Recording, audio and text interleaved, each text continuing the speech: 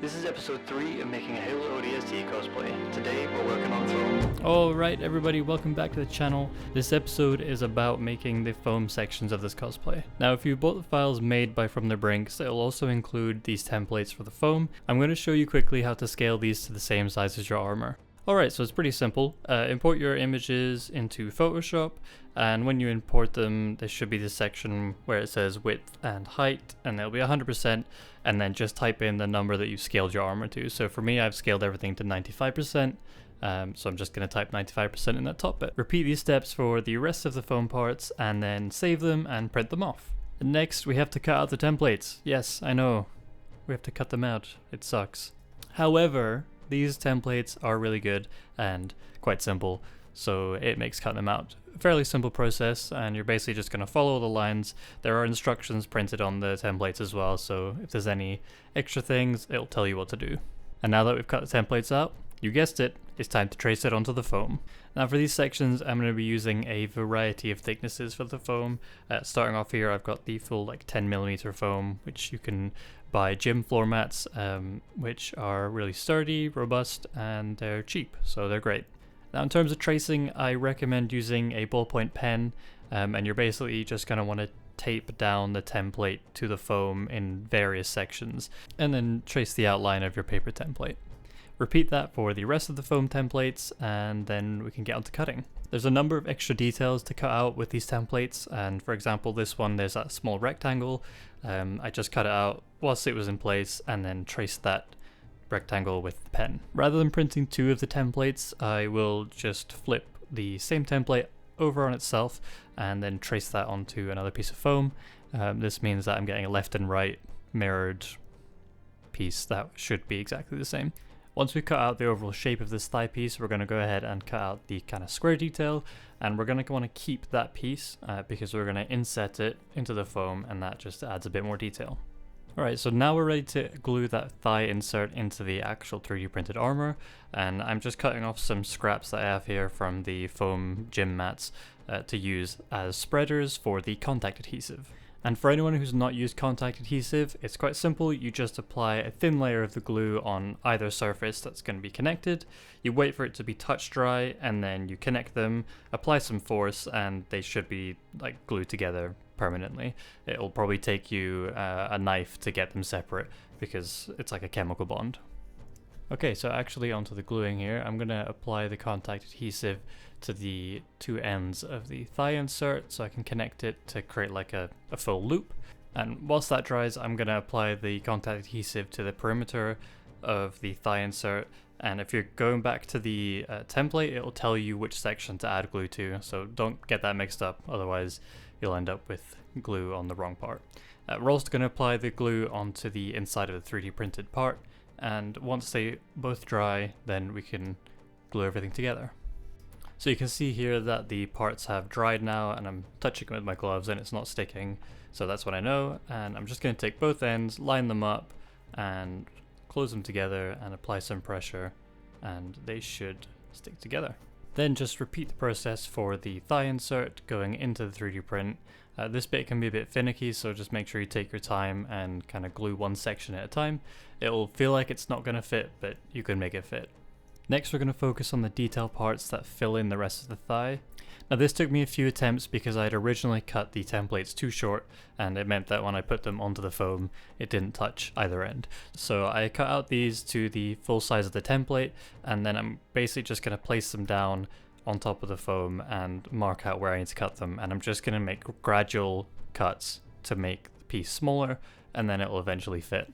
And once I've done it with one side, I'm going to copy and trace those onto another piece of foam, and then just mirror it to the other thigh piece. Before I do any gluing here, I'm going to mark the center of each of the pieces so that when I do glue them on, I have a reference to make sure that they're lined up.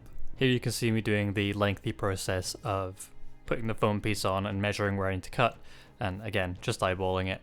So this will take a little bit of time. It might take you a few attempts. Don't get frustrated. If it's annoying you, leave it for the day, come back another day and just try again. That's basically what I did, and eventually it worked.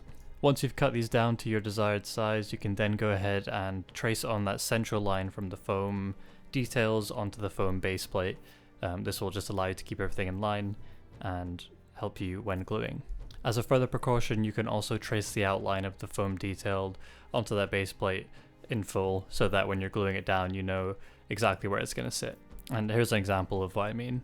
So I've just traced out every single piece so I know where the glue is going to go and I know where the foam pieces are going to go. And once you're ready, you can go ahead and glue those on with contact adhesive, just exactly the same way as we've done before. Here are my two thighs completed. You can see I got some glue overspill there. Hopefully that shouldn't be too bad, especially with the weathering, you shouldn't see it too much. And just before we get onto the masking and painting side, we're going to want to heat seal the whole thing with a heat gun. Make sure it's up to temperature, and then you're going to go over all the foam until it has this kind of like shiny black look. This process closes the pores of the foam, which will allow the paint to sit on top of it rather than being absorbed, so you'll save quite a lot. Silly me, forgot to record the masking process, but I basically just used some frog tape around all the detailed edges, and then I used blue paper towel to fill in the gaps so that the overspray won't affect the rest of the model. Here I'm just tracing out more of the templates using 5mm and 8mm EVA foam. Now moving on to the spine piece, it's slightly more complicated in the fact that we're going to add some layers. So we've cut out the initial overall shape of it, and then now we're going to go ahead and cut out these little sections, like the fin sections, and you're actually going to want to keep the more square sections of this. The long, thin, oval parts we're just going to discard, and we're going to trace them onto some 5mm foam. I then use a fresh print of the spine template, and I cut off the sections where it says glue here, and then I'm just going to trace that shaped outline onto the base plate of the foam. I'm then going to continue adding detail using the stencil as a template and just slowly cutting away at those details. Once you've done that, I'm just going to dry fit test everything and making sure they're in the right order. I like to label them with like a number and left and right, so that when I'm gluing there's no confusion there. And then just like the rest of the pieces, you're going to use contact adhesive to glue all the parts together. Now the final thing to cut out of foam is the shoulder straps, and I've gone ahead and used an 8mm and 10mm EVA foam. And the reason I've done two of each is because I've kind of sandwiched them on top, create a channel, and this nylon webbing is going to run through it to create like a backpack shoulder strap look, which you see on the ODSTs. In order to make these look as symmetrical as possible, I've traced the general thickness of this nylon webbing onto the template, which I'm then going to cut, and then trace the template onto the 8mm foam and then cut out the channel. I'm then going to layer the 8mm foam onto the 10mm foam, and I'm going to trace that very back point so that I can cut out a slot for the nylon webbing to run through, and then we can anchor it to the main body armor. Now the shoulder pads have a fabric on them, so I've just gone and bought like a grey curtain fabric, which is quite thin. I've then used the template to trace out the general shape and cut out like an extra inch and a half on all edges, because we're going to fold them in over the foam into itself and hide all the seam lines. To make this work, again, we're going to have to cut two panels of fabric for each shoulder strap. One's going to lay on the top and one's going to lay on the bottom. The one on the top, we're going to have to cut out this small channel again, so I've just marked it with the template, and I'm marking a center line through that channel because that's the only bit I'm going to cut. I'm then going to add contact adhesive onto all the surfaces just like we've done before, and that applies for the top and the bottom of this shoulder pad. We've got a few little steps to make this fabric look good. Step one is to glue the foam to the fabric, and then once you've done that, use contact adhesive on the edges of the fabric and then the rest of the surface of the foam. And once we let that dry, we're then going to stick the bottom half of the shoulder pad to its fabric just the same way as the first one.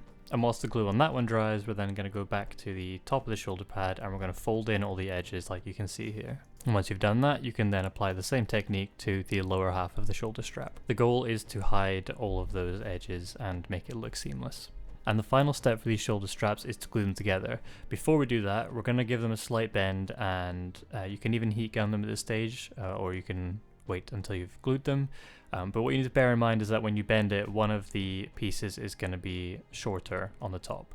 So I would recommend gluing the back portion of the strap together first, because that's going to be visible, and then the front section will be hidden by the chest piece. So you can see me doing that here. I'm lining up the back portion of the straps first, gonna set those in place, and then I'm gonna add a bend to the strap and then glue down everything else. And if you've cut everything out to the same size, the top will not line up with the bottom. That's perfectly fine. If you want to counter that, you can make your top strap slightly longer and then cut it down after the fact, but because I know it's going to be hidden, it will be fine. And in the end, with the nylon webbing, you get quite a nice looking shoulder strap here, and no sewing involved, so that's always a bonus. Last but not least, to finish off this video, we're going to be adding the Plasti Dip spray to all the foam parts. So earlier on we masked off the leg pieces, and we're just going to add thin coats and maybe do 2 to 3 coats for everything to give it a nice thick plasticky layer. And that brings us to the end of the video. Again, I want to say a huge thank you for watching. I know these videos are quite long, and they've taken longer to make than I expected. I was hoping to get one out a week, but this one's been almost a month now, so again, sorry for the delay, but yeah, I hope you're enjoying it, and I look forward to seeing the next one, where we're going to be adding the hardware and rigging everything up to the costume. If you haven't already, I'd greatly appreciate it if you subscribed or followed, and leave a like, share with your friends, and if you've got any questions, leave them in the comments below. I'm always interested to see what you guys say, and yeah, I'll see you in the next one.